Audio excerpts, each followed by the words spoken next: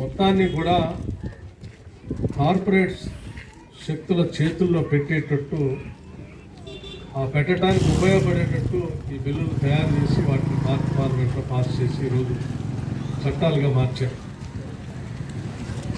ఈ 3 చట్టాల గురించి పెద్ద ఎత్తున ఈరోజు భారతదేశంలో మనందరం మాట్లాడుకుంటున్నట్టు ఢిల్లీని ముట్టడి చేస్తూ అక్కడ ఉన్నటువంటి రైతాంగ సోదరులంతా కూడా గత 40 రోజులుగా నిరసన దీక్షలు చేపడితే కూడా కథలని స్పందించినటువంటి భారత ప్రభుత్వం చూస్తూ ఉంటే చాలా బాధ అనిపిస్తూ ఉంది. ఇంత పెద్ద ఎత్తున ఉత్తర భారతదేశంలో రైతులంతా కూడా కదిలి దేశాన్ని, రైతుల్ని, వ్యవసాయాన్ని కాపాడుకోవడం కోసం చలికి కూడా లెక్క చేయకుండా వాళ్ళు దీక్షలు చేస్తూ ఉంటే వ్యవసాయం మీద మాత్రమే మనం ఆధారపడి బతుకుతున్నటువంటి మన గ్రామాలు రావాల్సినటువంటి స్పందన, కనిపించాల్సినటువంటి పోరాటం ఎందుకో కనపడట్లేదు.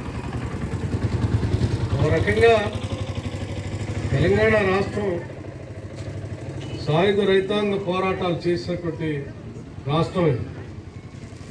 భూమి కోసమే ఎప్పుడో 1940 దశకంలోనే పోరాటం చేసినటువంటి తెలంగాణ సమాజం ఇన్ని దశాబ్దాల తర్వాత మళ్ళీ భూమి పోతా ఉంది, కార్పొరేట్ శక్తుల్లో పోతా ఉందంటే వాళ్ళు చూపించినటువంటి ఆనాటి చొరవలో కనీసం సగం కూడా మనం ఈరోజు చూపించలేకపోతా ఉన్నాం.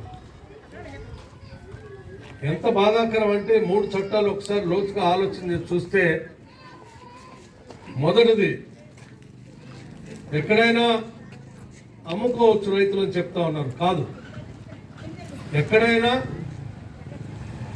ఎవరైనా ఎన్ని లక్షల టన్నులైనా కొనుక్కోవచ్చు, ఎక్కడికైనా రవాణా చేసుకోవచ్చు.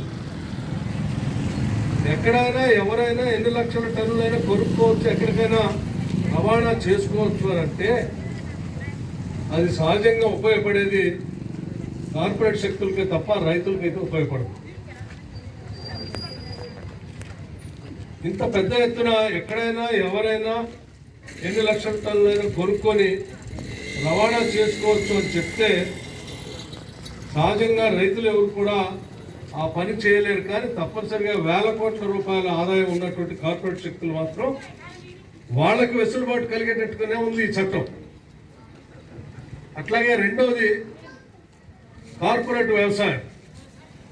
కార్పొరేట్ వ్యవసాయం అని అంటే కార్పొరేట్ శక్తులు రైతులతో అగ్రిమెంట్ చేసుకొని వ్యవసాయం చేసుకునే సందర్భంలో అనేక రకాలైనటువంటి కండిషన్లు పెట్టుకొని ఆ కండిషన్లు ఎవరు ఏ పంట వేయాలి, ఏ మందులు వేయాలి, ఏ రకమైనటువంటి విధానం పాటించాలి, ఎవరికి అమ్మాలి అని ఆ అగ్రిమెంట్లో కార్పొరేట్ శక్తులే నిర్ణయం చేస్తే వాటిలో ఏదో ఒకటి సరిగా లేదు, రైతు సరిగా పాటించలేదని చెప్పి ఆ అగ్రిమెంట్ అంతా కూడా తనకు అనుకూలంగా మలుచుకొని ముందుకు పోతే ఇది కరెక్ట్ కాదు అని చెప్పి నిలబడి అడగటానికి శక్తి లేనటువంటి రైతుల్ని మనం చూస్తాం భారతదేశంలో.